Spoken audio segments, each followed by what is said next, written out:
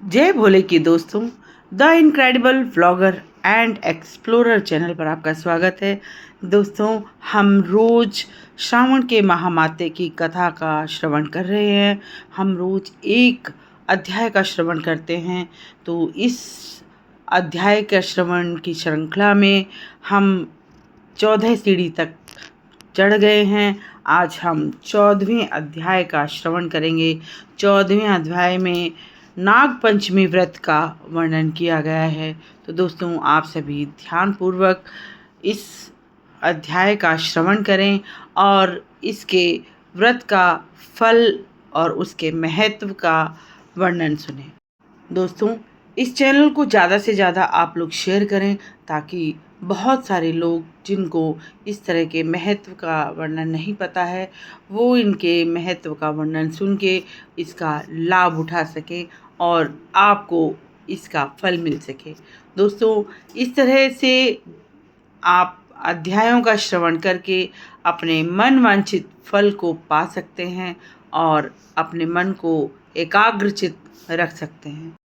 आपने अभी चैनल को अगर सब्सक्राइब नहीं किया है तो सब्सक्राइब करें, लाइक करें, शेयर करें, कमेंट बॉक्स में जाकर कमेंट अवश्य करें, क्योंकि वही मेरे लिए सबसे ज़्यादा महत्वपूर्ण है, क्योंकि आपके कमेंट्स मेरे लिए प्रेरणा स्रोत हैं। तो दोस्तों, 14वें अध्याय का श्रवण शुरू करते हैं। आप सभी एकाग्रचित होकर बैठ जाइए और इसका वर्णन सुनिए। तो शुरू करेंगे हम जिस मंत्र के साथ मैं रोज़ शुरू करती हूँ, क्योंकि यह मंत्र भगवान शिव को अति प्रिय है। आप इस मंत्र का उच्चारण श्रावण मास में एक बार अवश्य करें। हो सके तो 5 बार करें, 11 बार करें, 21 बार करें। जितनी आपकी श्रद्धा हो, जितना आपका विश्वास हो, आप उतने इस मंत्र का उच्चारण करें। कर्पूरगौरं करुणावतारं संसारसारं भुजगेन्द्रहारं सदा वसन्तं हृदयालु वन्दे भवं भवानी च सहितं नमामि। भवं भवानी च सहितं नमामि। दोस्तों, यह मंत्र बहुत ही शक्तिशाली है। यह मंत्र शिव जी को अति प्रिय है। इसका उच्चारण आप अवश्य करें। और 14वां अध्याय मैं शुरू करती हूँ, आप ध्यानपूर्वक सुने। भगवान सदाशिव ने ब्रह्मपुत्र सनत कुमार से कहा, हे महाभाग, अब मैं तुम्हें यह बतलाऊंगा जो श्रावण माह में शुक्ल पक्ष की पंचमी तिथि को होता है। अतः दत्तचित्त हो और मन लगाकर सुनो। चतुर्थी को केवल एक बार ही भोजन करना चाहिए। पंचमी को उपवासक को स्वर्ण अथवा चांदी का कुछ बनवाना चाहिए। उस दिन नट व्रत करना आवश्यक होता है। नट वृक्ष के पश्चात उसे बढ़ई अथवा कुम्हार से लकड़ी अथवा मिट्टी से 5 फनधारी सांप बनवाकर उनका विधिवत पूजन करना चाहिए। अपने निवास स्थान के बाहर दरवाजे पर गोबर से सर्प बनाकर उसकी धूप तथा दूध से अर्चना करें। सुगंधित फूलों जैसे मालती, चमेली, करबीर, चंपा व रमणीय गंध वाले अन्य फूलों, अक्षत, दीप, धूप से उसकी अर्चना करें। ब्राह्मणों को भी भोजन में खीर दें और लड्डू का भोग लगाएं। 11 प्रकार के नाग जैसे अनंत, वास्तुकी, पद्मनाम, शेष, कंबल, कार्टोकटक, अश्व, धृतराष्ट्र, शंखपाल, कालिय एवं तक्षक, इन नागों को दीवार पर हल्दी से अंकित करके और उसके साथ साथ माता कद्रू का चित्र भी बनाकर पुष्पादि से उनकी अर्चना करनी चाहिए। उपवासक को चाहिए कि नाग देवों की अर्चना कर उनको दूध में घी और खांड मिलाकर पीने के लिए दे। व्रत वाले दिन रसोई में लोहे की कढ़ाई न इस्तेमाल करें और उसमें कोई भी पकवान न बनाएं। दूध और गेहूं से प्यास बनाकर भुना हुआ चना, धान व लावा तथा भुने हुए धान नागों को खाने के लिए दें। स्वयं भी इसे भोजन स्वरूप खाना चाहिए। अपने घर के सदस्यों सहित बच्चों को भी यही खाना देना चाहिए। इस प्रकार बच्चों की दंतावली मजबूत हो जाती है। नाक के बिल के करीब गायन एवं वादन कर नाग पंचमी का उत्सव मनाना चाहिए। नारियों को भी सब प्रकार का श्रृंगार कर इस महोत्सव में भाग लेना चाहिए। इस प्रकार उत्सव मनाने पर किसी भी प्राणी को जीवन भर सर्प भय नहीं सताता। शंकर देव ने कहा, हे सनत कुमार, अब मैं प्राणी मात्र के हितार्थ तुम्हें कुछ कहता हूँ, अतः ध्यान मग्न हो मेरी बात सुने। केवल सांप को देखने से ही प्राणी को अधोगति प्राप्त होती है, क्योंकि सर्प सदैव ही तमोगुणी होता है।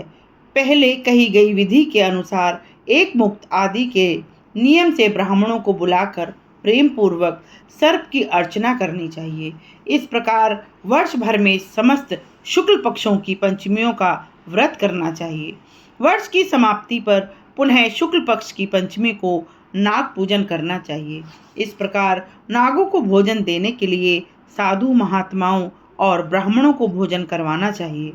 इतिहासविद को स्वर्ण निर्मित सर्प दान में देना चाहिए। समस्त प्रकार की सामग्री के साथ संतवत्सा गौ को दान में देते समय यह मंत्र अवश्य ही उच्चारित करें। प्रभु जी जो कि सर्वव्यापक हैं, सब कुछ प्रदान करने वाले हैं, कण कण में मौजूद हैं, अजेय हैं, आपको श्रवण कर उपासक यह बोले, हे गोविंद, मेरे कुटुंब में हमारे पुरखों में से जो मनुष्य सांप के द्वारा काटने से अधोगति को प्राप्त हुए हैं, वे सब इस व्रत और दान कर्म से मोक्ष को प्राप्त हों। ऐसा बोलकर सफ़ेद चंदन लगे चावल से पानी की भक्ति से वासुदेव के शव को पानी में डालकर छोड़ देना चाहिए। ऐसी विधि से अर्थात पूजा व्रत एवं दान से जो व्यक्ति उपवासक के वंश में सर्प द्वारा काटने से अधोगति को प्राप्त हुए होंगे या मरे होंगे, वे मुनि वे सब सर्प गति से स्वतंत्र हो जाएंगे और सुरलोक को प्रस्थान कर जाएंगे। हे मुनि सत्तम, इस ढंग से व्रत करने वाला अपने वंश को उबारता है, वह अप्सराओं द्वारा पूजा जाता है, अंत में वह शिवलोक को जाता है। वित्ता शठय विहीन हो जो व्रत को संपन्न करता है, वह नाग पंचमी से प्राप्त होने वाले सारे फल प्राप्त करता है। जो प्राणी श्रावण माह में पंचमी को श्रद्धा एवं भक्ति सहित नक्त व्रत पूरा करते हैं, पुष्प और अन्य प्रकार के उपहार से नाग देव की अर्चना करते हैं, उन पर मणि किरणवान भास्कर भी हर्षित होते हैं। इसके विपरीत मकान का दान या प्रतिग्रह लेने वाले संसार के समस्त दुखों को भोगते हुए मरणोपरांत अधोगति में सर्वयोनि को प्राप्त होते हैं। हे ब्रह्मपुत्र, नाग हत्या करने वाले के यहाँ पुत्रोत्पत्ति नहीं होती। नारियों की कृपणता के कारण उन्हें भी मरणोपरांत सर्प योनि मिलती है। जो प्राणी अमानत में खयानत करते हैं, वे भी सर्प योनि में जाते हैं। ऐसे प्राणियों को इस अधोगति से निकलने के लिए नाग पंचमी का व्रत ही श्रेष्ठकर है। शेषनाग और वासुदेव की विनती से हर्षित हो सदा शिव भगवान उन प्राणियों की सारी मनोकामनाएं पूर्ण करते हैं। तत्पश्चात वे प्राणी नागलोक में जाकर पहले तो प्रभु द्वारा प्रदत्त सुख सुविधाओं का उपभोग करते हैं, फिर बैकुंठ लोक में जाकर वहां विष्णुगण या शिवगण बन परमानंद पाते हैं। हे ब्रह्मपुत्र, तुम्हें मैंने नाग पंचमी व्रत के बारे में विस्तार से सब कुछ कह सुनाया है। अब आगे आप क्या सुनना चाहोगे वह मुझसे कहें। तो दोस्तों, यहाँ पर 14वें अध्याय का समापन होता है। आप सभी ने बड़ी श्रद्धा और भक्ति से इस अध्याय का श्रवण किया है। आप सभी की सभी मनोकामनाएं पूर्ण हों। तो मैं इस श्लोक के साथ वीडियो का समापन करूंगी। कर्पूर गौरम करुणावतारम संसार सारम भुजगेन्द्रहारम सदा वसंतम हृदयालु वंदे भवम भवानी च सहितं नमामि भवम भवानी च सहितं नमामि। दोस्तों, यह मंत्र भगवान शिव को अति प्रिय है।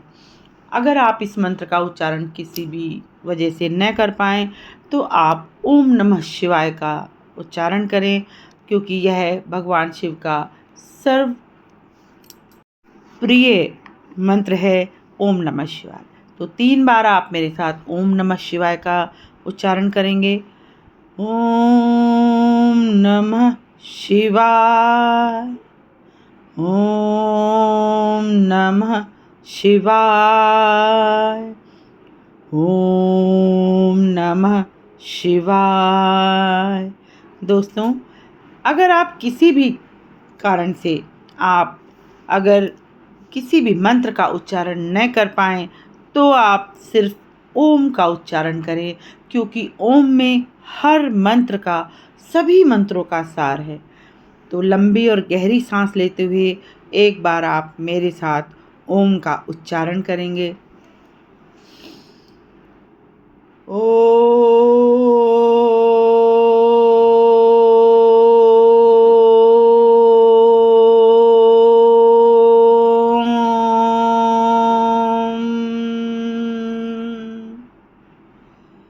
दोस्तों, भगवान शिव आपकी सभी मनोकामनाओं को पूर्ण करें, आपकी सभी इच्छाओं की पूर्ति करें और आप सभी इसी तरह श्रद्धा और भक्ति के साथ मेरे साथ जुड़े रहें।